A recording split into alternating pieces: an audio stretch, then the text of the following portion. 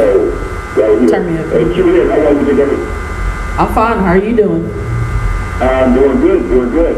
I know it was your birthday. What was it, 2 days ago? Happy belated. Would you turn 25 again? Oh, yeah. All over again. I'm going to do 25 as many times as I can. Happy belated. So what is that sign? Is that Pisces? What is that? Huh? What sign is that? The zodiac sign. Is that Pisces? Yeah. I don't get into that. It was just, I just started. Oh. Yeah, that's exactly right. What were you playing just a minute ago? We came in late whenever you started. What was that you were playing? Was that London Beat again? No, that was Johnny Gill. That's my body type. Oh, Johnny Gill? What song was that? Yeah. Oh, absolutely. And QN, I know you have something for us today, and I understand you have some guests in studio today also. So, Yes. Now, how are you going to start this today? Are we going to go to the Savviness News or the updates, or what are we going to do? Yeah, I have a guest, and we're again in a special location.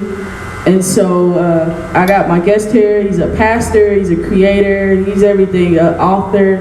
I just found out through another pastor that I was following. He was streaming one of your services on your Chosen Generation Church, and that's how I found you. I believe it was Pastor Shep Crawford. Yes. Because I follow him through there. But yeah, I'm introduced in this is Pastor Don A. Thompson Jr. Dan A. Thompson. Yes. Thomas Jr.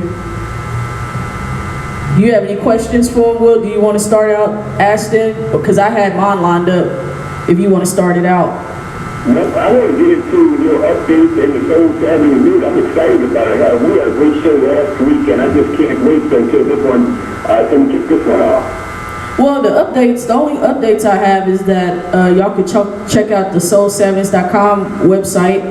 And also, I want to thank everybody for the feedback from last week's show. It was a pretty great show. I know when they were talking about us riffing at the end, they thought that was funny when I was calling it the Will Brown Show, because they said you were talking for a minute, and I started laughing at that. It was people giving me feedback, thought that was funny when we were joking at the end of that, when we were going into the topic of the night. How did you think about that show? You know, as a matter of fact, I got a lot of feedback too. I got a little passion last week.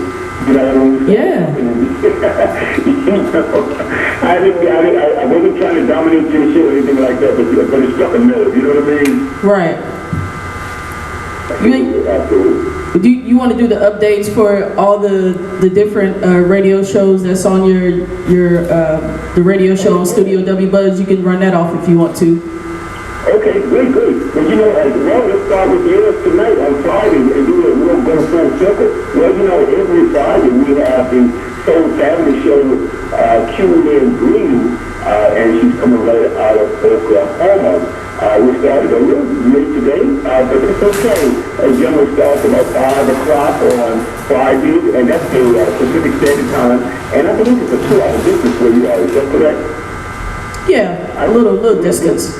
7 o'clock Central Standard Time. Then tonight, Julian, got a good one coming tonight too. You got Adrian Braxton. She has some great shows. Adrian Braxton with Braxton Dad. That's coming tonight at 7:15. Now tomorrow morning, we're going to really tell it's always Saturday because we have to resume eating as an active worship ministry show. We won't air that tomorrow, but tune in every Saturday at 9 a.m. On the Pacific Coast, and that's 11 o'clock Central Standard Time and noon on the East. It's the Eating as an Active Worship Ministry show. Then also on Sundays, we have the Boomerang. We have the Boomerang show. Now, that's when I go completely off. That's when I go completely off. That's 8:30 on Sunday. You be cussing, Will? You be cussing on your show, on the Boomerang show? No cussing. I got you. It's a family station, so I do it. Oh wait, you have a pastor that co-hosts with you too.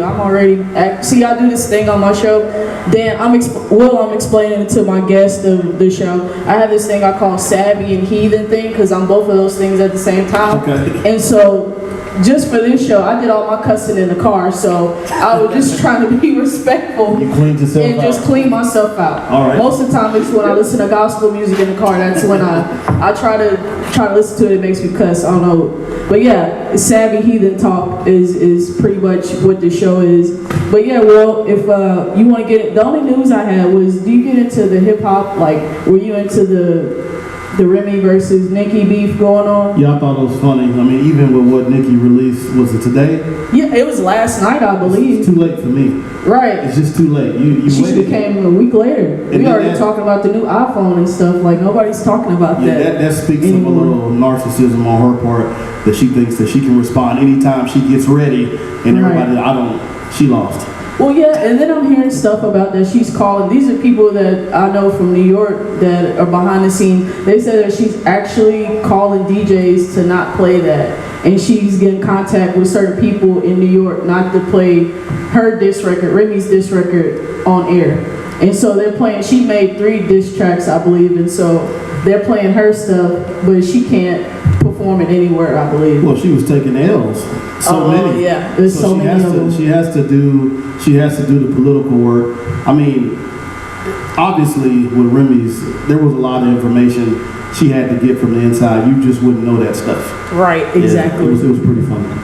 Yeah, I like the Remy. I'll listen to, it was called No Frauds, and what makes hers non-credible is because she got help with Lil Wayne and Drake, even though theirs was okay. I think I stopped at her verse because it was kind of it was like I didn't feel no way about the verse. It was a little She's making up about almost 2 weeks of ground, which is impossible because I think the first one was the 26th or the 25th of February. Mm-hmm. Yeah, it's too late. Yeah, it's too late. Like it's the internet age now. You got to do that. Like we got the technology now. Like back then, even back then, they were like coming with this record. Cannabis versus LL Cool J. They were coming back to back. She's coming like 2 weeks later when Scandal's on. I'm like, nobody's watching it. They're watching Scandal. Like it's a second thought after that. Or the greatest of all time, No Vaseline. Yes, that's my top favorite diss record because he went at not only did he go at Dr. Dre in the movie, it was showing that he was going after Dr. Dre, but he just went at all of them. Oh yeah. MC Ren, all of them. And so to me, I feel like this is where hip hop is. As long as it stays on the record, it's fine. But anything other than that is just too much. But yeah, this is good for hip hop. But yeah, I think hers is just a little lukewarm because she had to get help to do this record. I've never heard of that before. Have you heard of that? No, I haven't heard of that. But I can understand with how lethal Remy's was. You had to get help. Exactly. Because how do you rebound from that? That's the question. Right. Exactly. So I don't blame her for getting help, but her song was still whack. So. Right, exactly. I couldn't. You heard it last night too. I didn't even. It's just I think the impact of that and social media is like what makes me amped about looking at it because it's different from back then. Oh, yeah. You had to like wait for the cassette tape and stuff like that to get that stuff. Now it's just immediately, and then it's an audience, so you get to hear other people's opinions and what they feel about the track, and it's always different. So you grew up with cassettes? That was my hustle in high school, was selling cassette tapes. The thing was big in high school was mixtapes. Mixtapes came like a little bit later to where you can like record stuff off of CDs and off the radio. And I think I made a thing about it on one show about having to like pause it and then if you put too much space in the tape, then you had to rewind the whole tape back to get. See, people, if I explain that to like my 12-year-old cousin or somebody like that, they're like, "What are you talking about? Like, what is that?" You gotta be close to 40. Right. It's crazy to me. Like that stuff was like my childhood, and then it's like kids that are not even like 10 or 12, and it's not that long ago. They don't know what it is. They act like you lived in like the 1930s when you talk about cassette tapes. They don't know what it is. So. Well, back in the day, for these guys today, it's 2 weeks ago. That's the problem. Right, exactly. That's not back in the day. It's 2 weeks ago, and then it kind of speaks to their lack of appreciation for history. Right. But that's a whole other conversation. But yeah. What do you? I was going to ask you a question about music. I think it's in a good, I guess we could just, instead of the music news, we can talk about just, I guess, music, and then we can transition into the interview and then ask you some questions that are, you know, about gospel singers and stuff going into the break. But I guess we could talk about music now. I like the music now. I feel like the balance is finally coming back to it, because you got in terms of hip hop and everything, from pop music to country, even, you know, R&B music, the balance is finally coming back. How do you feel about it? I think it's coming back. I think it's coming back. For me, it's really a unique experience, and here's why. I'll just give you a little bit of the historicals for me. I was prevented from listening to a lot of music growing up. And right. So I lived in a very, what's the real college word I can use? Kind of want to $15 word. Sententious environment. It's very self-righteous, and for me, I actually started hearing music outside of what would be considered a gospel culture or a gospel boundary, probably around 24 or 25. Now, I would sneak stuff, like I was a huge Heavy D fan. Really? And, I love I was a huge Heavy D fan, and then I would listen to Anita Baker, who's always been my favorite, you know, and, you know, I would always feel like I needed to be clean, you know, right. After that. But just in terms of music, and this is just from my perspective as a musician. Right. So I grew up playing music, played piano and played drums, still do a little bit of that now. For me, music is getting more integrated. Right. And that lets me know there's more appreciation. So like when the rap and hip hop really began to develop, and it really began to have a concrete form, people didn't know what to do with it. It's actually the same thing that happened with hip hop, the same thing that happened with jazz. Right. It was born out of a cultural experience in response to what was going on in the culture. Right. And it started with black people. People didn't know how to respond to it. It was so new. It was so rich. It was so, you know, without words, it spoke to people.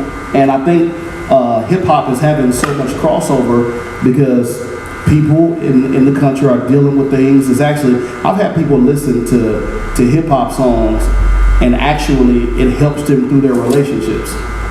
Yeah, there's a balance for country. I'm not a huge country fan.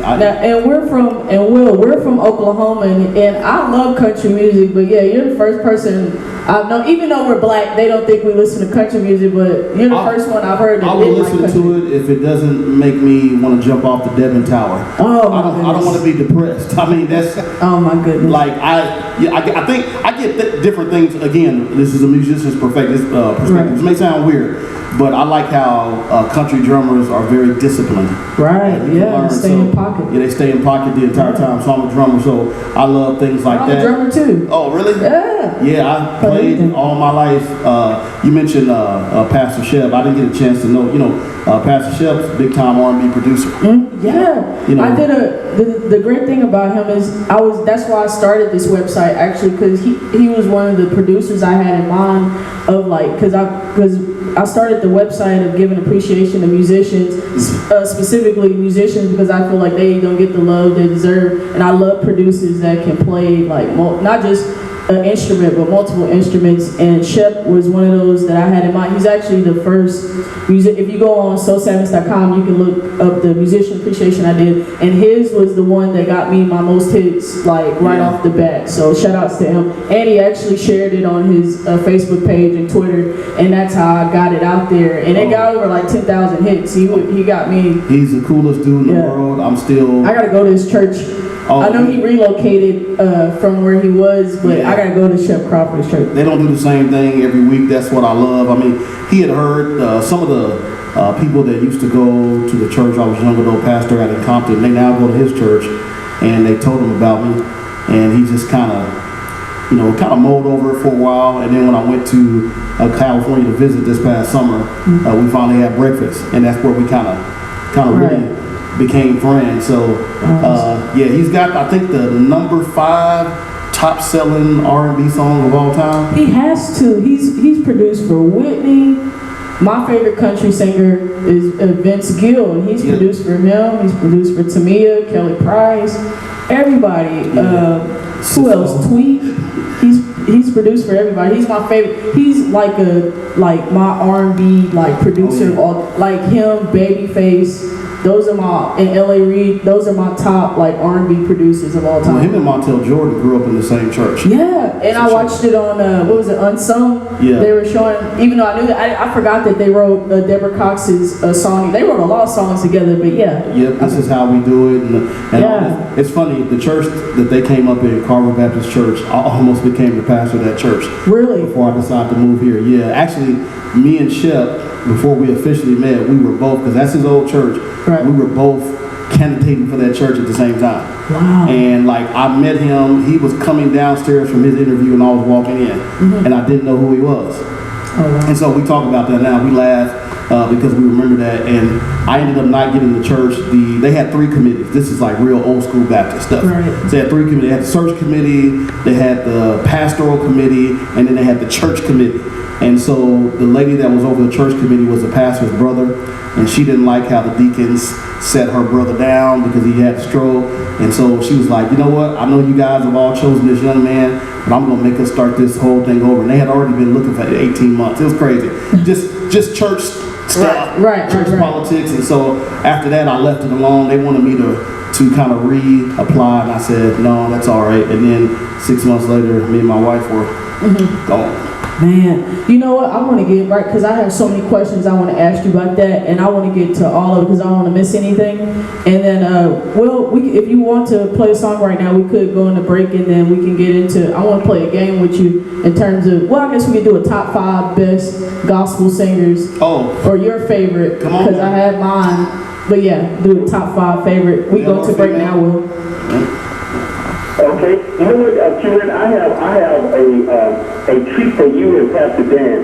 Well, come on with it then. Artists out here is gospel artists right out here in Southern California, really good friend of mine, and her name is Karen Wiggins. I want you and the pastor to enjoy this. Okay.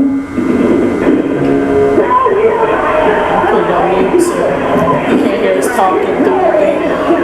So he's in San Bernardino? Yeah, that's where he shoots the show. I would go to the Valley. It's about San Bernardino. It's probably about an hour or so outside. He usually has the music come in way better than this. There it goes. It's going a little bit better. People started moving to the Valley to get cheaper prices in their houses, but they still worked in LA, so to me they were still good. So you drive out and have to work, and then you have to drive out and have home. I mean, I don't. Yeah, because they said that it was a couple of hosts, they drive like 2-3 hours from where they live, and I'm like, I couldn't do that. I mean, I do that now here, but it's just a lot. And that's why I just said, okay, I'm just going to live. Because when I first moved there, I lived in South Central for 3.5 years before I got married. Like South Central.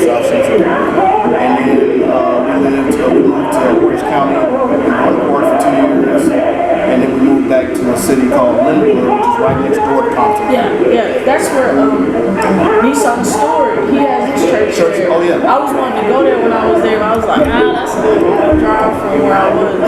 It's worth it though. Yeah, because I know a lot of those guys, man. It's like a small circle, and then when you get there, it's like, wow, it's like such a small world. That's the thing about LA. Everybody in church know everybody. Yeah, and as well as doing the live venues and stuff like that, like most of the musicians, they all know each other, artists, singers, because they all, that's all what you gotta do is network with. You know who Titus Johnson is? Who? Titus Johnson. His name sounds familiar. So he's originally from Kansas City, but he's a producer who plays drums, keys. I met him because he played at our church for a little while, but he's right now he's a stage manager for Legacy. So he's working with Nissan and boys all the time. But there's like the Mike Burrells and all those guys. The drummer that works with Mike all the time, I mentioned him for a long time. A lot of those guys, I mean, it's an interesting place. Churches, you can't get away. Some people have, but it's hard to get away without having a personality that's in church. So like one of my really good friends, a guy named Joseph Carlos Robinson, he stays pretty low key, but he's a chaplain for the Clippers. And he's got he's been able to garner a lot of celebrities and stuff in his church. And And so he used to be the executive pastor for Noel Jones. I've heard of this name before. Yeah, the gospel market is so saturated. You can pause this during the, it has a pause button. I forgot it was on there. So what does the video feed go out to? It goes out to YouTube and Facebook. I was gonna do it with my camera, but my battery's low on there. My video camera, like I did last time. So is it going out now? Yeah, well, I'll edit it and then put it out there. Because I'm just gonna learn these breaks. Because Facebook has some.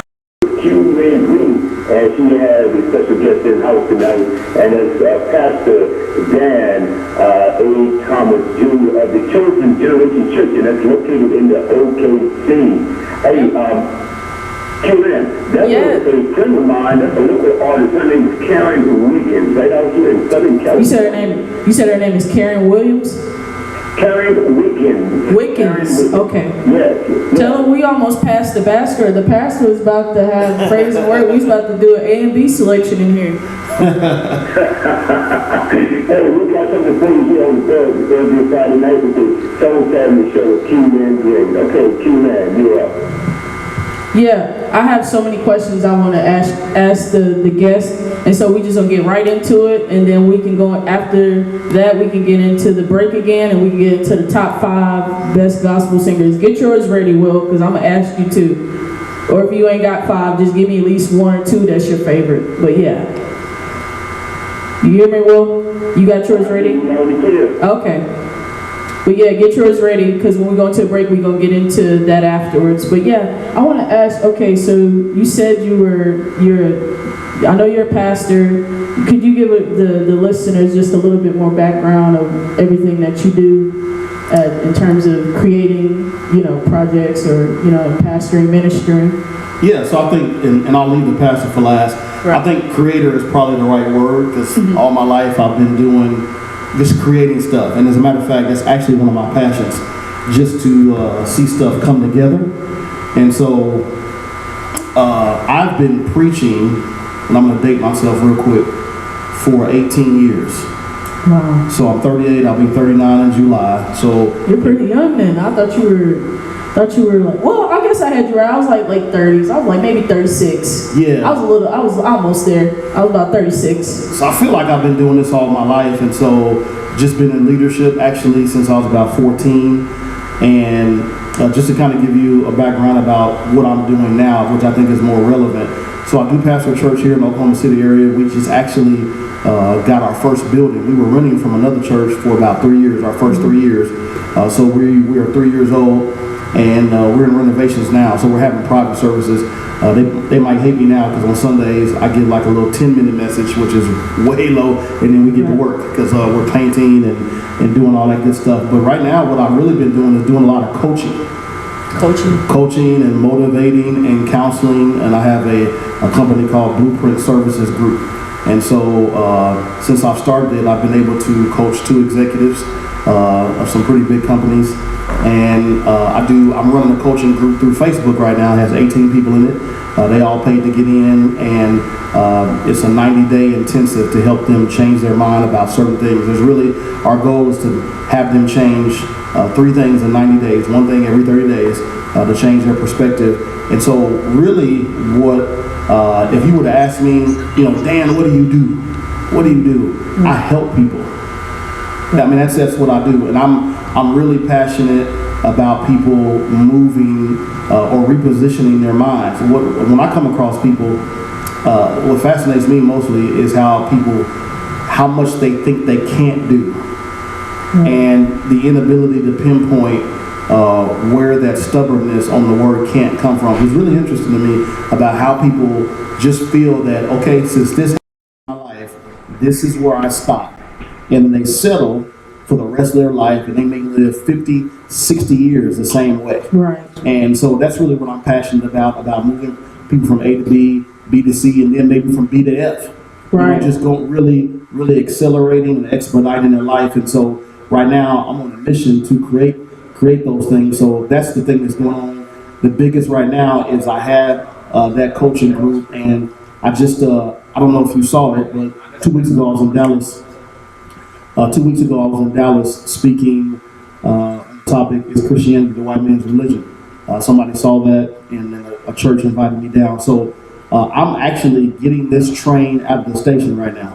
Is what I'm doing. So anytime you're talking about, and of course I wrote a book in February. So it's an ebook. It's called Setting Your Mindset. 5 strategies to win with focus. And so that book has been doing really well. I've got another one scheduled to be out at the end of the month. And it's called Too Gifted to Be True, Finding the Balance Between Calling and Ability. So that's my vein. So personal motivation is my vein.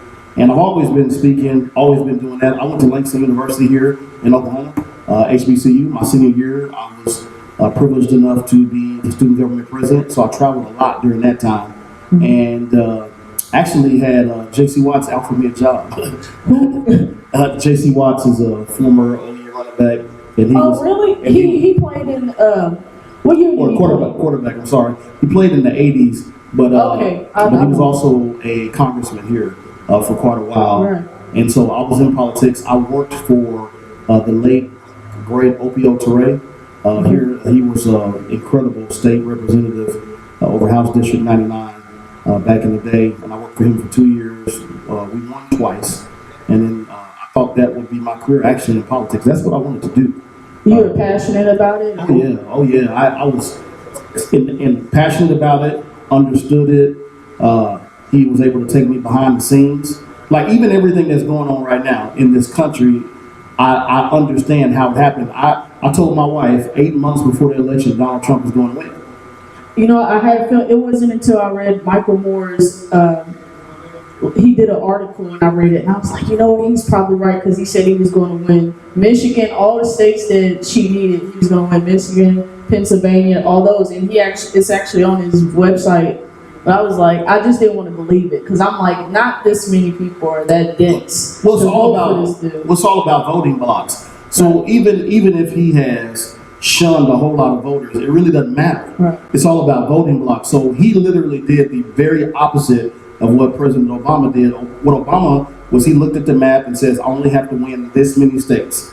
I don't have to worry because these states are going to stay red. These states are not going to turn blue. So which ones do we need to flip? Right. And the ones they needed to flip, that's where they spend most of their campaign dollars. Yeah, well, that's what a lot of I think it was him actually that she was spending too much time in places that wasn't like New Hampshire, because she would go there like maybe like one day that year, but she was supposed to campaign there like multiple times and not just that one time that year. Yeah, she didn't really, and then there was people that really didn't do their homework that was on that team. So right. And then you saw him disengage voters. So all of the people that lived in rural areas, what people would consider rural white America, they came out. They hadn't voted in years, whether they were Republican or Democrat. They hadn't voted, and he started speaking to them. Even though I would consider the things he was saying to be at the base level of humanity, right. I would consider it that, but it spoke to them.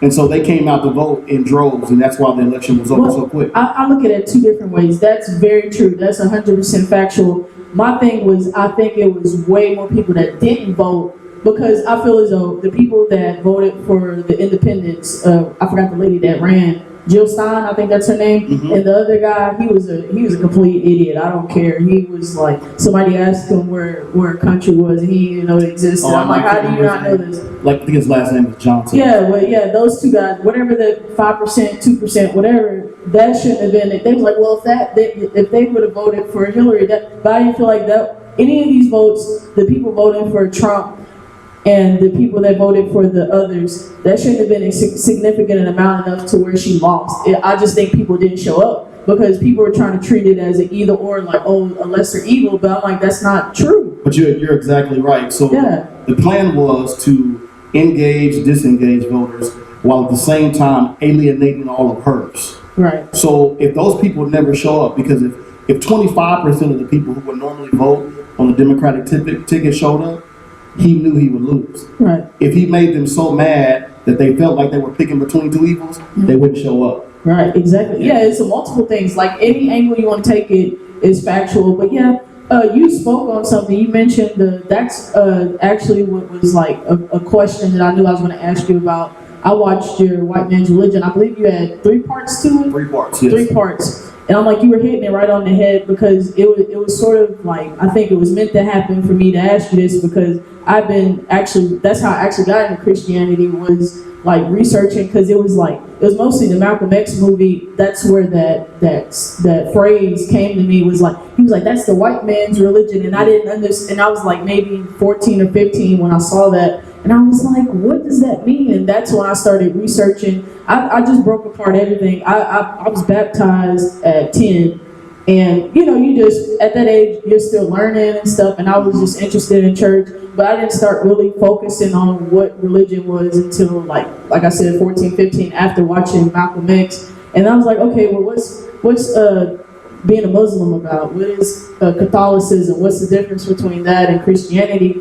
And I was going to ask you, do you think, in terms of them phrasing the white man's religion, do you think that they're confusing that with Catholicism? Because that's what I think they're referring. Because I think when just researching it for like several years, I think they're referring to Catholicism, because people mistake that as a branch of Christianity, but they don't believe, they have their own separate Bible. Because I remember my English teacher, that's how I started like really trying to understand what it was. And I'm like, well, y'all don't necessarily believe in Jesus. Like, y'all think the stories is cool, but they don't necessarily believe it because they take a lot of stuff out of the Bible, and they believe in the literal translation of what they read, that if you go to a priest and tell them your sins, then you're forgiven. They don't go on their knees and pray by themselves. They go and take their sins to somebody else. So technically, they don't believe in Jesus. They don't go to Jesus. I don't think they believe in it. So that was just my thing. And then just from the history of slavery, like before the slave trade, and how they got over there, and they were basically peeking in at Africa and seeing all this wealth, seeing all this rich land, the agriculture, everything in terms of the infrastructure, the wealth that the kings and everybody had. They were like, oh, I want some of that. And then I believe and somebody listening can correct me, but I feel as though that was the main problem. How they got it was the greed and the selfishness and just the greed of power. The reason why, how they gave up, and gave up their people and got into the slave. That's what I feel. Of just reading like about Ghana, because they were like the richest, wealthiest. I didn't even know anything about that. And they just, for so many years, like 20 years, they had a drought, because that's how they made money, off of the cattle and all this stuff. Different countries in Africa were making money, and just reading that and how they that's why I was saying it's a confusing when people say the white man's religion is Christianity, and I think it's Catholicism, and I don't necessarily think Catholics are Christian. That's just my from what I've read. I don't think it. But how do you feel about that? Yeah, so Catholicism has Christian leanings. That's for me, when people say Christianity is a white man's religion, what they're really referring to is the impact of slavery on Africans in America and how the Bible was used to support that slavery. That's normally what they're talking about. Catholicism, and here's what I believe about Catholicism. I believe that there are actual born-again Christians in Catholicism. However, I don't believe that Catholicism is Christianity. Right. So, just a little history. The word Catholic literally means universal. Mm-hmm. So around the world, when people hear the word church, they don't think of the Protestant church. Mm-hmm. They think of the Catholic church. Actually, the word at one time meant the gathering. And so when we're talking about the universal church, there was a law that could actually only be the only state religion. That actually started with Constantine.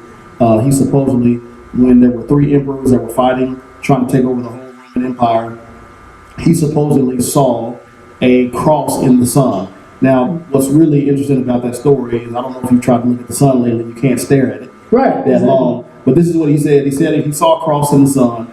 That's history. And at the time, Christians were in hiding. They couldn't eat. They couldn't buy. They couldn't sell. They couldn't do anything. They were in hiding. He sees the cross in the sun. What happens after that is that once he wins the war, he attributes that to Christ, brings all the Christians out of hiding and makes it the state religion. Well, what does he have at that time? He has a whole army behind him. Right. I mean, he has people. So, but when they're talking about as Christianity, the white man's religion, it's normally just dealing with slavery in America, or it's dealing with the transatlantic slave trade. Now, in terms of Africans being greedy in Africa, there's an old African proverb. I'm actually doing some work in Uganda right now. We're getting ready to purchase some acres, about 350 acres we're getting ready to purchase, and to do some work over there. And one of the guys over there told me this about the Europeans' pilgrimage, if you will, to Africa. He said the way a lot of them feel, and I had to really bring him up on some history too, but he said the white man came over. He said, let's pray. We want to work with you. Will you work with us? They both agreed. We closed our eyes. We held hands. When we finished the prayer, we opened our eyes. They had our land. We had their Bible. Right. That's an old African proverb. But that's actually not what happened. What actually happened was that Christianity was the principal religion in what's now known as Africa, but really that word Africa comes from a European man named Africanus. So after Africa started being taken over, all of Africa was Ethiopia. That's what it was at one time. It was all Ethiopia. So what happened is about 600 years after Christianity was a principal religion in the continent that's known as Africa, Islam began to take over. You just had a surge of Islam. The only church that really survived was the Coptic church there. So the idea that Christianity was introduced to Africa by Europeans is just so historically inaccurate. It's completely, it has nothing, it's impossible, because the body of water that separates Africa from the Middle East actually used to be land. All of that, what they even consider the Middle East, Turkey and Iraq, that all of that was Africa at one time. Right. So it all started in Africa. There are 2 rivers in the book of Genesis that still run all the way through Africa. Yeah. I was telling those guys that, this is home. This is actually the gospel's home, is Africa. So just a little bit of that. I think what's happening now in America is that black people are discovering that they actually have a history that didn't begin in this country. Right. And so, and then white people are struggling with the fact that we're learning that we have a history that is pre-America.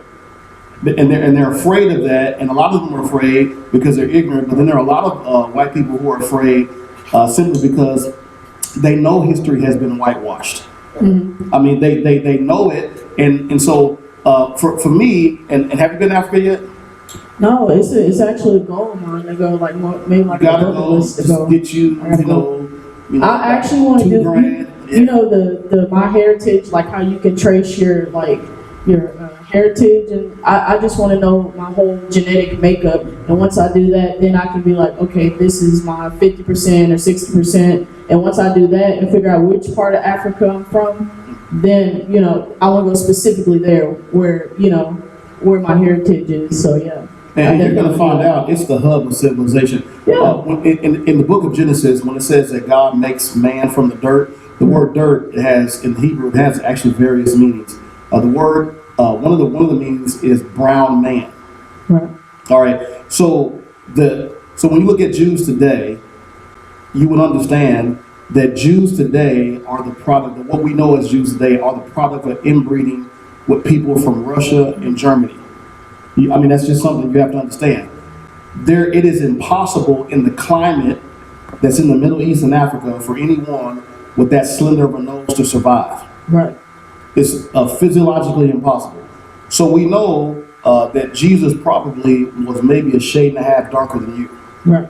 We know that for a fact. Now, people say, well, it really doesn't matter that Jesus is, whether he's black or he's white, his blood saves us all. Okay, I got you. So we're cool there. We can rock with you on that. But the problem is that a white Jesus was used to promote the denigration and the diminishing and the marginalization of an entire people. That's the problem. So I have to talk about the fact that he was a Jew, that he was a dark-skinned man, maybe not as black as this tablecloth, but we have to talk about that because, first of all, the Jesus that we see on pictures, that's Michelangelo's cousin. Yeah, somebody in the audience. Do you think Jesus existed? Do you think Jesus was a real person Like in the Bible? I do, and not just because. Why? Because he grew up at a time when Rome was the principal emperor. Do you know how old he was when he died? If you're listening in and somebody asking a question, he asked the pastor, do you 33 think years old. Jesus existed? Round about that. Yep. He's 33. Yep. So there are. There's not a date in the Bible. You know that? He said that's not a date. There's not one date in the Bible. We should have got you a mic to come in on this. Which is. I don't mean it. We're going live. We'll get. Okay, you can ask him a question when we go into break. Hold on a second. I just have two more questions I want to ask you before we go into break. One is direct. I've been wanting to ask the pastor this question for so long. What is it? What are these? I know it's different denominations. Baptists. You got the Kojic. I've been to some churches of Kojic churches, and then I've been to some. It's different, all kind of denominations. What's the purpose of those denominations? So I'm gonna give you my personal definition of what a denomination is. Okay, a denomination is a response to a neglected truth. Okay. All right. So just think about that for a moment. So let's say you started a church, and you're preaching all you know how. You're researching, you're studying, and then I say, you know what? Q, she's not talking about the Holy Spirit enough. Right. And then I really allowed that to stew in my mind for years. And I say, you know what? I'm at this church now. I ain't got time for this. She's not talking about the Holy Spirit. So then I go start a church where the emphasis is on the Holy Spirit. Then somebody sits in my church and says, you know what? Dan's really not talking about evangelism enough. And he's not talking about evangelism enough. And then he starts. Right. So we all just start getting these little pieces. When what we really should be focusing on is preaching the whole book. So that's where denominations come from. They come from people who have, they emphasize one portion of the scripture. And if you really look at, strong mainline denominations, what you're going to find out is that they're going to really highlight certain texts of the Bible. Right. Instead of really looking at the Bible as a whole. You mentioned the Church of God in Christ a couple of times. I grew up Church of God in Christ. Mm-hmm. So I grew up in what Church of God in Christ is considered a classical Pentecostal denomination. So I grew up in a tongue-talking, foot-stomping, hand-clapping church, right? Right. So we believe that if you didn't speak in tongues, you didn't have the Holy Spirit. Right. Which was absolutely crazy because Romans 8:9 says that he that has not the Spirit of Christ, the Spirit of Christ is another name for the Holy Spirit, he is none of his. So that would be saying like you've got Jesus, but you don't have the Holy Spirit. Right. Which makes no sense. And also what it does is it really makes people feel bad. So am I a Christian? Am I half a Christian? Am I 3/4 of a Christian? And so we have these things that separated us. But I think what's happening in the body of Christ, you may have people who are part of mainline denominations, but what they've done is in a response to the culture and people's, rejection of the division that's within Christianity. What they've done is they've started taking down what kind of church they are. They've even changed their church name. So you might have, a church that's a Baptist church, but they're not promoting that over the pulpit as much anymore, and those kinds of things. So that's what I think about it. I grew up in a mainline denomination. The Church of God in Christ is the largest Pentecostal denomination in the world. But once I started coming into the love of God, the unity of the saints, all those different types of things, I'm what you would consider non-denominational, which can actually become a denomination in itself if you choose to alienate yourself from the rest of the body of Christ, which we choose not to do. So I tell people, if you come to Chosen Generation Church, here's two things we're going to do. I'm going to preach and teach the whole book, and then I'm going to preach and teach it to our generation and actually what's going on. We're going to keep it 100 all the time. That's what we're going to do. So we're going to talk about what's going on. Like a lot of people avoid sex. I'm not oblivious to anything. Just because I preach and people feel the Holy Spirit every Sunday, that doesn't mean that they can't walk right out that church and go do their own thing. I know what's going on. So I was in college. For God's sakes, I went to historically black college. Right. So I went to school during the time where Freaknik was still going on in Atlanta. So Freaknik. Right. I pledged Alpha Phi Alpha. I did all of that stuff. So I know what's going on in young people's lives, and so I'm mentoring a lot of men. But your denomination. Here's what I tell people: when you tout your denomination above someone else's, it doesn't tell me how far you've gone with of God. It actually tells me where you stopped. Right. And then I'm going to ask this one question, and if Will wants to ask you some questions, we can do that before we go on the break. But I'm going to ask this one question. This is just, I guess you could call it a general question, but I just want to try to sum it up as best I can with give you this question. In terms of, it's been some uproar with police brutality for some years since going back to Trayvon Martin. It's so many, people being motivated through social media or just activism and actually being there in the streets when it's happening with Ferguson and all these things. And I feel as though the church itself should be a part of that, like it was, during, because I'm pretty sure they were the vocal point, they were the meeting place where people came together from whatever, and I feel like the church should be that middle ground for that safe space. And on top of that, to add more to that question, I want to ask, why is, in terms of giving Jesus to people in church, why is it that it's more on the show? I mean, in terms of why is there not more focus on doing community work? I know there are churches that do it, but why is it not the central thing, to where, homeless people, given certain, organizations or having things set up to where you have like packages and stuff like that, during after service for homeless people or just anybody that's in need. Why is that not enough emphasis on that instead of the show? Okay, you go through the process, you do praise and worship, have the pastor come out and, and he gives his thing. Why is it not, that the central focus in terms of service? Because that's what Jesus was about to me, was just service. And so, and if we have to go to break this time, I can't necessarily answer why that is. What I can tell you is how people have gotten a rut. And so the church, and I think this will, because what I'm trying to get to, because there's a lot in that question. Right. So it's your fault if I talk a little long. Sorry. So I want to try to get to the overarching principle as quickly as I can. We have propagated, and this is important, we have propagated an escapism mentality in the church, and here's what I mean. So the world is being bad. The world is going to hell. I can't wait till Jesus comes back. Let me separate myself from them and just get myself out of here. So the more you do that, you become distant and you become detached from reality. And so we only do those things when we want to appease ourselves. Now, I do want to say that when it comes to praise and worship, when it comes to the pastor preaching, I wouldn't call it a show. I would call it... maybe bad choice of words on my end. And I don't mind the words. I'm just going to tell you what I would call it. I would say that what we've done is we've minimized what church is to that. So the first problem we have is that we think that church is somewhere you go.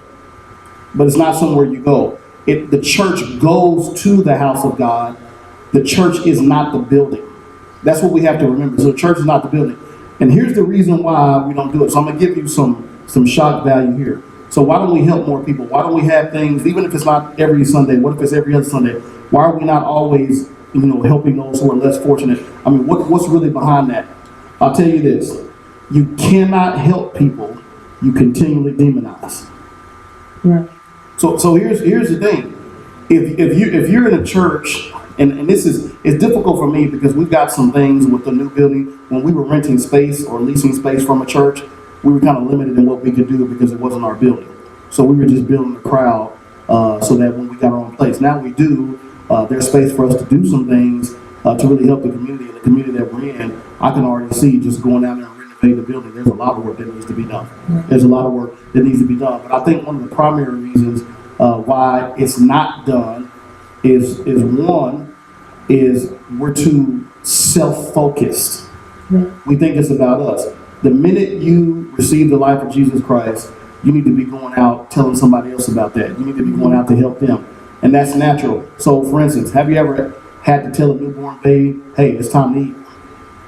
No. You've never had to tell a newborn that they know it's to eat. So I think that, I don't have a problem with people prospering and living well and stuff like that. But I think that in this day, people have used the church as a vehicle to take away responsibility for one. I hear people all the time, like, I believe God will heal you. Right. Like, I've seen it, he'll heal your sick body. But he's more interested in health than he is divine healing. Right. See, because actually health, and you taking care of yourself, because you only got one body to live in, that's called work. Right. And people don't want to do that. So what we do is we come to God, we treat him like the genie that gives us freebies, and that's what we do. And then once we've got ours, we look at people as if God didn't help us and say, you need to help yourself. I heard another guy, he said, I will never help an able-bodied man on the street. I'm not going to give him any money. And here's the thing. You don't know what caused him to be there. Right. And you don't know the side. Well, and I have a different perspective of it on it because when I was in LA for 7 years, I worked with ex-offenders and homeless. Yeah, it's a lot of in downtown LA. I saw a whole lot of homeless people under the bridge. There's a lot of them. That was my scene for 7 years. That was my scene, and you grow a heart and you begin to understand that there are a certain set of circumstances that can happen in your life that just totally take you out from under your feet, and you're like, how in the world did I get here? How in the world did I get here? I've seen women lose their housing because their man left them for another woman and left them without financial security, and they had to end up selling their body on the street to feed their kids. I've seen it, and I've seen church people then shun her for the choice that she had to make. Right. And that's not compassion. It's not Christ. We talk about this stuff a lot. I've even told my church, if we get to the point to where all we're doing is having church, you guys can find another pastor because I'll leave. Right. You give a real perspective on, I just want to get, like, when I ask these questions, I like to get the root of the issue and why, certain people, and I had some more questions about, like non-believers, because the young man that was talking, I feel as though he probably, doesn't believe in the Bible and doesn't believe in it, period. I was wondering, I thought he was going to come back I was getting ready to joke with him because he was doing rapid fire questions. I didn't get my answer. Right. He asking me questions. Well, if you don't have a question, we can go into break, and then we can do the top 5, and then we can do this. I was going to say the heathen talk, but I'm going to be good at doing savvy talk. So, Will, if you don't have a question, we can go into break now. Just be you. I'm good. I do have a question. I have a question for the pastor. Pastor, I noticed that in recent years, people who are going away from the church instead of coming to the church. And I want to take on that. And also, I just want to make a comment. And I want your opinion about this. Tomorrow in my church, we have what we call a career day.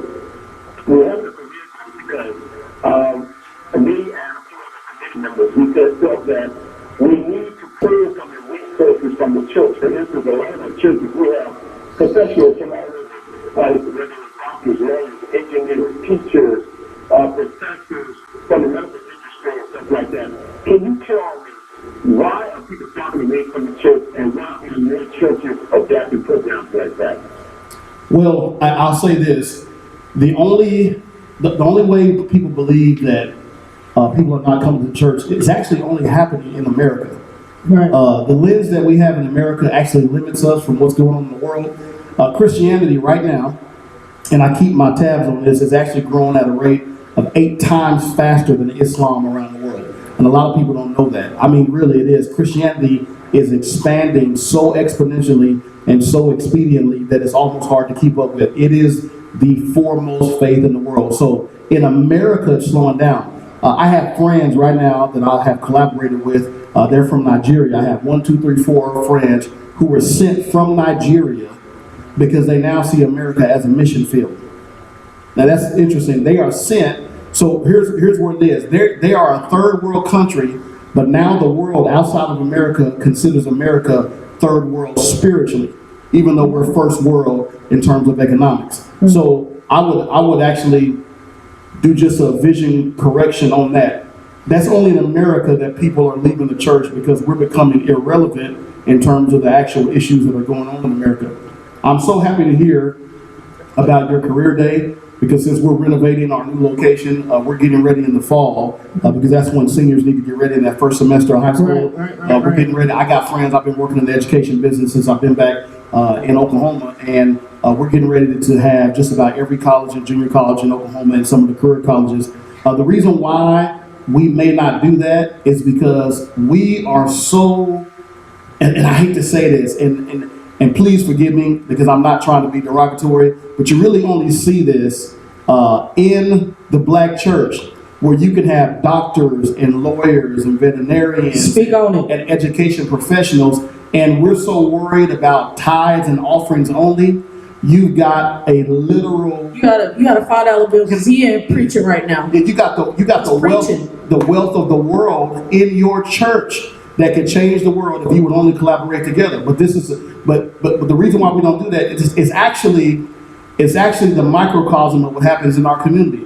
We will build businesses and we'll do it separately, and we'll have to take up a whole strip mall, and we can all come together and do it together, but we won't. So you actually see that in the church because everybody's out for themselves. Right. And for me to go out and do something and bring my resources, bring my knowledge, bring my experience, and bring it into the community, I feel some way that that's taken away from me.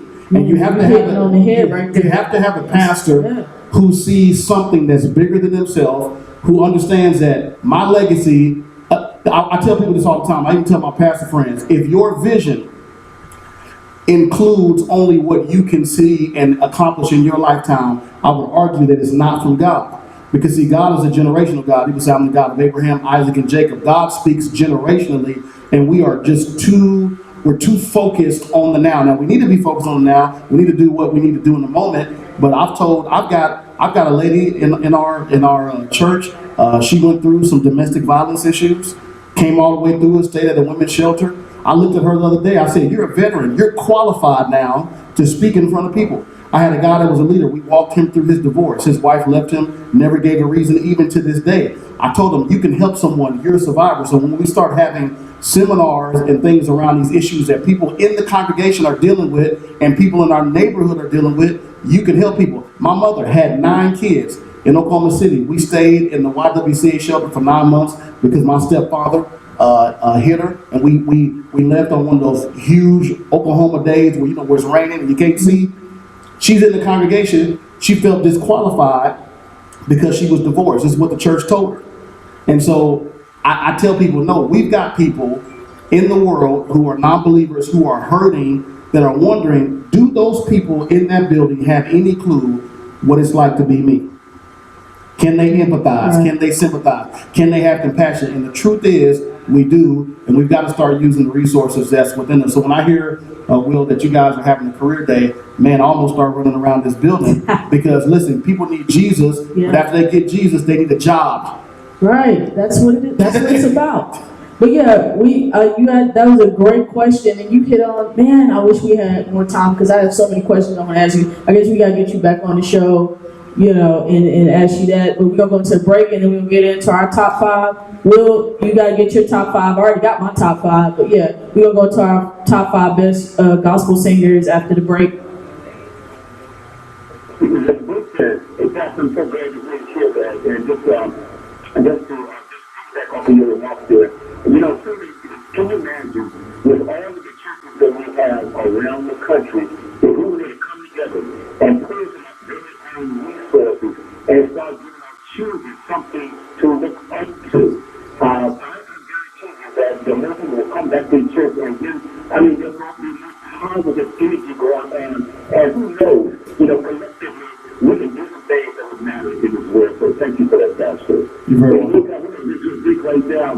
This is also the same artist, Karen Willis, and it's called The Lion of Judah.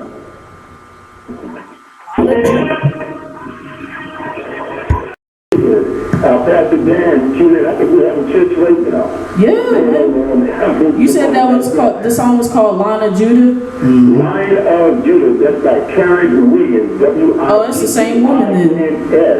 Karen Wiggins. Okay. Absolutely. We're going to get into the top 5. We got 20 minutes. And so I think we have enough time to get into it. Who wants to start first? You all have y'all together? So this is a mix of male and female, or are we splitting it up? Mix in male and female. All right. So my favorite gospel singer of all time, and he just passed last year. I think he's over all males and females. You say Daryl Coley, I'm gonna get up and shout. Yeah, Daryl Coley. this is like the best pastor right here. Like, he had it all. oh my God, you got everything right.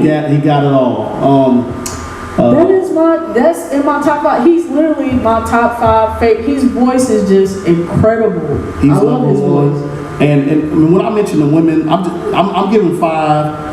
And everybody after this number 1, I'm not ranking. These are just my 5 favorites. Right. I got you, because it's the same thing for me. I'm only ranking Daryl Coley because I think he's way above everybody else. Right. Number 2, Marvin Winans.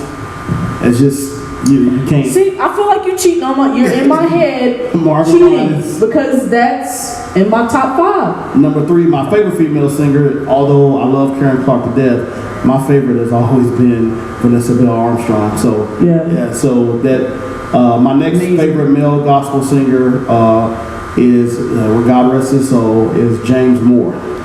Okay. And then my last, and it's another male. I could throw another female. I could throw the Kim Burrells and all that stuff. But then I have to extend my list. But this is the boy that's going to save gospel music, and that's Jonathan McReynolds. His voice is so sweet and it's so subtle, and I love how he uses the acoustic guitar on his voice because it's so different. If he wasn't around, I'd put Dietrich there because I love how he sings. But yeah, it's Jonathan McReynolds. Will, you got yours ready?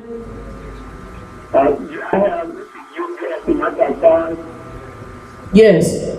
Okay, now I can do right now because I'm trying to round my top 5, but I'm gonna give my top 3 right now. I like Donald Murray. I know what prayer can do.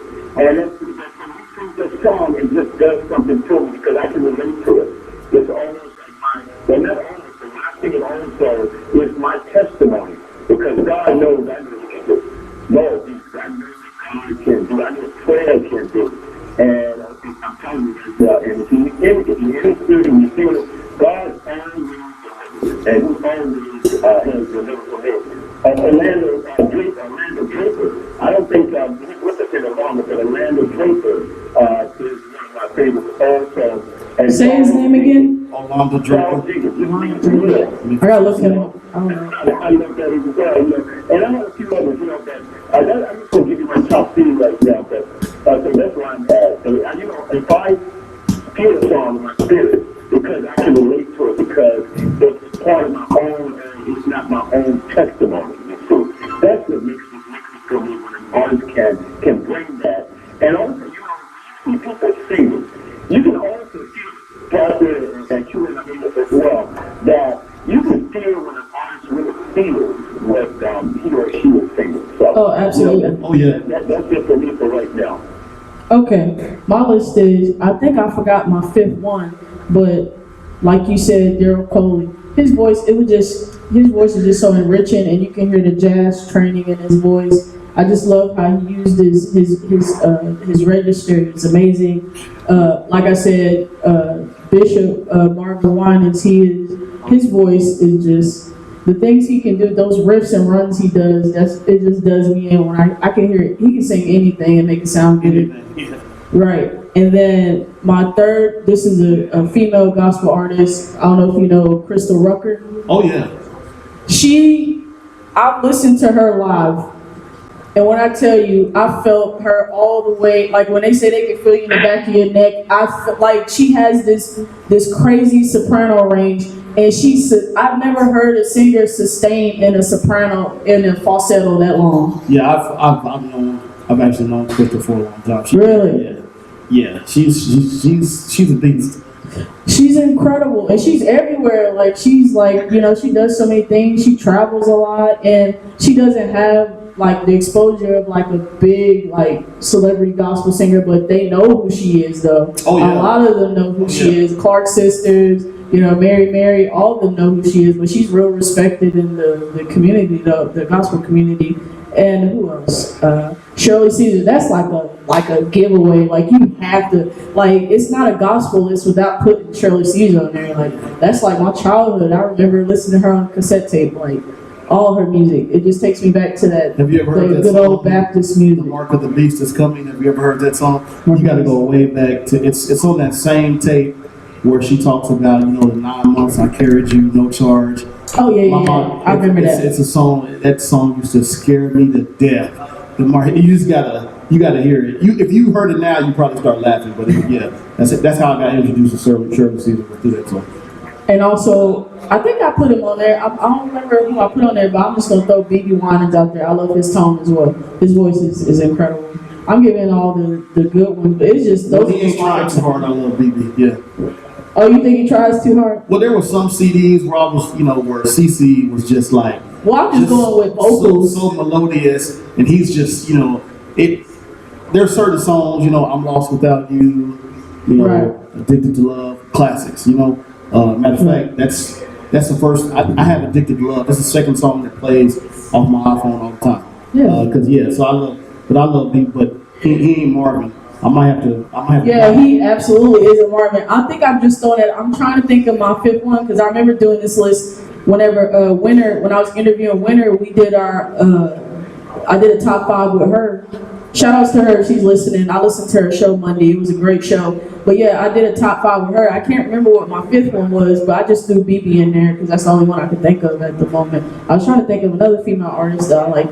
I think she threw in Yolanda Adams. It's just certain songs, I guess. I wasn't really judging it on their songs. It was just their vocal ability is mostly what Yeah. I like what Will said. I mean, you got those songs that touch you. I mean, one of the people I left off, but I listen to all the time, is Donnie McClurkin, Oh, yeah. Because he's going to give his all. You could have easily put Smokey Norfolk on there. You could have easily put Marvin Sapp. There's just a lot of people, but, I think that, there's just, I don't know, there's, I love male gospel singers because they don't come along as much, when you have that singer. So yeah, I'm looking for some new guys. I guess I could ask you a few musical questions in church. What do you look for like in your music ministry when you have like I don't know how many musicians you have at your church, but in terms of like, do you like 4-piece, 5-piece, or can you just go with like a keyboard player and that's it, or do you do a track? Or you come help me build it. So I don't have any musicians right now, and that's of no fault of ours. It's just that the city right now is scarce. You'd have to be up here all the time to know it's really scarce. So what we've done to compensate, we use technology. So when we want to sing a song, because it has to be warm for me, because I'm still actually helping out on praise and worship to sing too. But we actually buy the live track from the concert. We play it. Oh, so it can sound like an authentic, instrumentation. And play it through the track, and then what we do is between each song, we run pads. Okay. So, and the pad will fade out of one song, play that pad, fade into the next song, it'll be in the key of the next song. So we do that. But here's what I would like. I want an organ, keyboard, auxiliary board, bass, and drums. Yeah, that's the setup right there. So if I have that, right. That's my ideal setup. It's coming. See, I want to ask you some musician questions too, because I forgot that you were a musician as well. What is it that gets you going? Me, it's the rhythm section. That's what I'm always obsessed with. I'm like, okay, is the bass player, not saying that's my focus when I go to church, but I love it when the bass player and the guitar player and the drummer are in tune together and they're doing their thing, and then also a good organ player. It's hard, like, hearing a good organ player in church. So when I hear one, I like resonate with the experience. I know the best organ player in the region, Jeremy Thomas. Jeremy Thomas. You don't know Jeremy Thomas? His name sounds familiar. I gotta look him up. He pretty much rules this city. Do you know? I don't know if you know the jazz organist. Do you know Joey DeFrancesco? Do you know him? See, that's the thing. Okay. I'm like new to the Oklahoma City scene. Even though that's when I was up here, that was pretty much what I was doing was church, playing in churches. But it was only a few, like Jamar Poteet. It was only like 2 Marcello. Like it was only 2 musicians I knew. And he knows Jeremy. If you ask anybody about Jeremy Thomas, here's the reaction you're gonna get. Oh God, that's the reaction you're gonna get. Jeremy's an idiot savant. Does he play on YouTube or anything? Oh yeah. I gotta look him up. Yeah. Oh yeah. He's incredible. So you know who Corey Henry is, right? Listen, you throwing names. I have no idea. If I see their face, probably I'm horrible. He's not here. Corey Henry is like internationally known now, but Yeah, I mean, you. Oh yes, I do. Yeah, Corey Henry. His name just popped in my head. He brought Yeah. Corey Henry in there last year, and they're good friends and things like that. So we've got some, really got some talented people. But so as long as the music is good, I've never, and I know when people are learning and training, I get that. I've just never been around like music that wasn't good. Right. So I'm really anal about music. So sorry if I've ever offended anybody. Yeah. See, you're like me, but I got so many music questions and so many other questions I want to ask you. But I'm gonna ask a few before we go. We still got a little bit of time left before we do the savvy talk. But yeah, what is it? The thing is with church, I see a lot of musicians that would transition into and that's the one question I want to ask you about the secular. What is that word? Like, why did they was that just back in the day, or do they still think that's a thing? I'm from a Baptist world, so that word never played with me because I listened to I know you said that your experience with certain music when you were a child was limited, but I never had that limit. My parents let me listen to whatever I wanted to listen to. So I have a theory. It hasn't been tested by anybody, but here's what I think.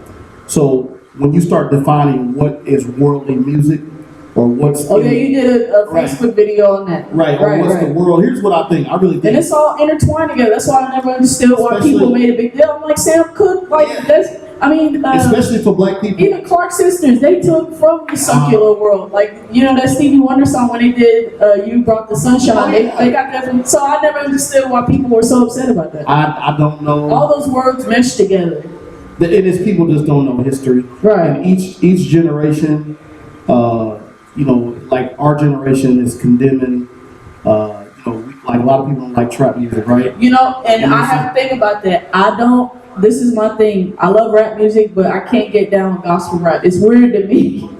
Because, like I said, I'm a heathen. So I like my rap marinated and sauteed in misogyny rap. So I grew up in the 90s hip hop world. So a lot of that is like a lot of violent, misogynistic you haven't lyrics. Listened to Lecrae? You haven't listened to I can't get, the truth. Chance the Rapper. Bizzle, I heard.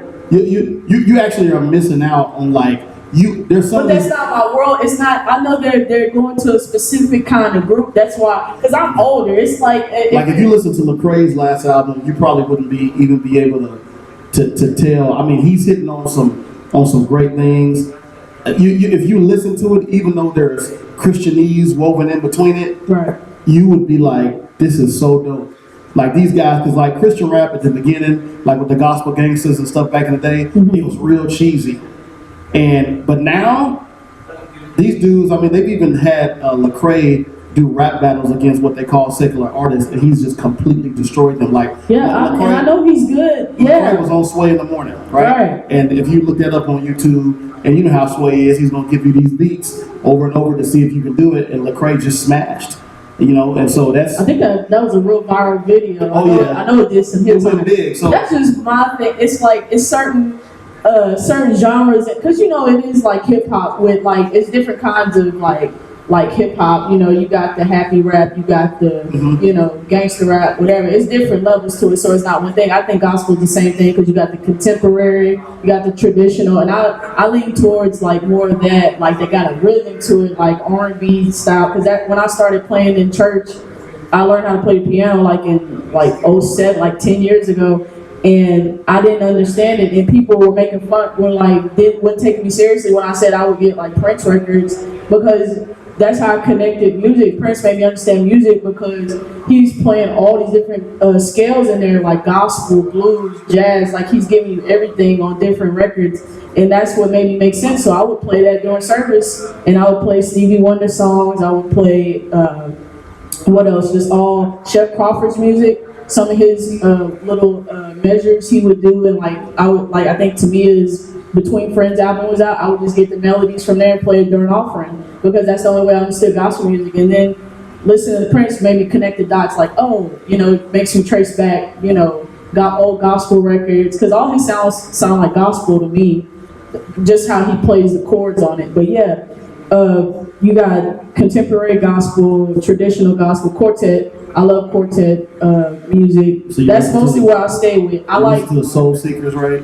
Yeah, that's my group. That's how I found out about Charlie Burrell and Warren Campbell. Well, I already knew about Doug Campbell. He's the beast. Nissan Stewart. Yeah, Nissan Stewart and Teddy Campbell. That's how I found out about that little circle of musicians. You listen to the Williams Singers? The Williams Singers, I think so. You know the Brown Singers? Yeah, you got to listen. Yeah.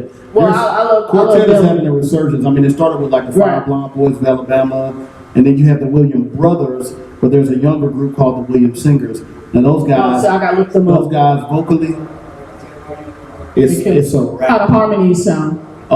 You're not gonna find a better harmony. These guys, and there's a guy and there's another guy in LA, and he has his own group. It's called the Something Travelers or something like that, but his name is Virgil Relaford. He's coming up. He did a little appearance on Williams Singers, but he's an incredible singer. So yeah, I like quartet. I actually didn't like quartet until I got to LA. But people out there are killing quartet though. They make it. It's a very popular genre in LA church, which is, you would think there wouldn't be that in LA, but it's popular, really popular. Okay, I got one more question, Will, and then we get into the Savvy Talk, and then we can plug all of his all the different things he has going on, and then if you have something going on, we can plug that as well. The only question I have is, like, what do you feel about like musicians, like I was saying about a transition into that world that just know how to play by ear? Like, how do you feel about musicians that play by ear or those that can read music in church? Do you think it's a difference in terms of the professionalism or the training? Because most of the time when I see people that play by ear, like most of the young ones now, I don't want to just put it on the young generation in church, but a lot of them just like to shed in church and like show off what they can do. And I don't really like that. I just like playing a song in pocket. That's my thing. And if the song calls for me to do like little licks or whatever and fills, I'll do that. But most of the time, I like to play the record how it is. So how do you feel about it? Do you think it takes away from it, or does it matter? No, it just depends on what arena you want to be in. Like if you were playing for American Idol when it was on TV, you had to learn about 100 songs a week, and those songs were charted out. So even though you could play by ear, you had to at least. You might not be able to read every drum note, because Teddy Campbell was doing that. He was working that gig at the beginning, but you had to at least with Ricky Minor Band. Right. Dope. Chart music. You had to at least be able to read that. So there's certain avenues and venues you can't get into. Like a guy that I know right now that's playing for. He was playing for Rihanna, but he's playing for Jennifer Lopez. Chris Johnson. He's a drummer at Noel Jones Church, City of Refuge, and he had to learn incredible ear, but he had to learn how to read charted music. Because a lot of these guys, these artists, they write the music, and you know what they do? They pass all that stuff over to their musical directors and teams, and they ain't fooling with it no more. They come to rehearsal to sing. That's it. Yeah, exactly. They don't come to rehearsal. Like, I went to the rehearsal for Lettucey, and because my boy's he's the stage manager, and he let me in rehearsal, and you know what that drummer had to do? Like, a lot of it was feel, because she's all feel, a lot of soul music. But there was a little chart there for certain parts of that song. Right. So now people who have, like, let's say you have no ear, you just don't have one that's all technical, skill. But let's say you can do both. What I've noticed is that people who read music, they may lack a little improvisation. Drummers or keyboardists who only play by ear and they just refuse to ever learn any music, they end up lacking discipline. So you need to integrate a little bit too. I gotta let you meet Jeremy. Jeremy is probably one of the top 5 organists in the entire country. And more questions just popped in my head, but we ran out of time. You can find me on my social media. You can find me on Facebook at Qlin Green. You can look that up on Instagram at Qlin Green. Twitter, you can follow my Soul Savviness page, SOULSAVVINESS on Twitter. And you can check out the website, soulsavviness.com. I need y'all to check out that website. I know a lot of y'all are waiting on the radio. I'm getting that archive for y'all so y'all can catch up on the show. But check out the website, man. I'm getting some new music for y'all this coming up week. So I'm going to need for all y'all to come out and support. And thank you for tuning into the show. If you're watching this live, thank you for tuning in. I should have this up for y'all later this week. And you want to plug anything else you have, Pastor? Yes, on all the social media outlets, mainly Facebook, Twitter, and Instagram. You can find me at Dan A. Thomas Jr. You just run all those, the juniors abbreviated, you run all of that together. That's what I'm on. If you want to go to the church website, if you live in Oklahoma City area, go to chosengokc.com. That's chosengokc.com. You'll find us there. I got archived messages all the way back to 2013. So I've got a lot of stuff there for you, all the audio messages. Please come and visit us. If you're looking for us, you're going to notice that there's a big change because we are renovating our new building. Our first public service is going to be Sunday, April 16th. So we would love for you to be there, see your face in the place. Yeah, and also, like I said, you can check out the website, soulsavviness.com. Also, we got the Savvy Talk. My Savvy Talk is just be inspired by the simplistics of life and just find anything to be motivated by. You know, something simple as the nature. Just look at a good sunset. You know, just being motivated by that. Do you have a Savvy Talk? If we just anything inspiring, that's our Savvy Talk. Yeah, here's my thing. Believe in yourself. I really believe in that. Like, get up in the morning and just look at yourself and say, I'm okay, I'm satisfied. I've actually been doing that myself. Like, don't stress about what anybody says, and if there's something that you don't like, guess what? You've got the power of choice. Change it. Yeah, man, that's some good words to live by. And this is a great show. It's just a lot of knowledge I'm getting from you, so I'm just soaking it all in. And once I watch the playback, I know I'm gonna get some more that might have been lost, you know, me just looking around and stuff. But thank y'all for tuning into the show. Will, it's been a pleasure. And shout outs to Adrian Braxton. I know her show is coming up next. I ain't gonna be able to see it because we're gonna be on the road traveling. So if you tuning in live, thank you for tuning in. Thank you.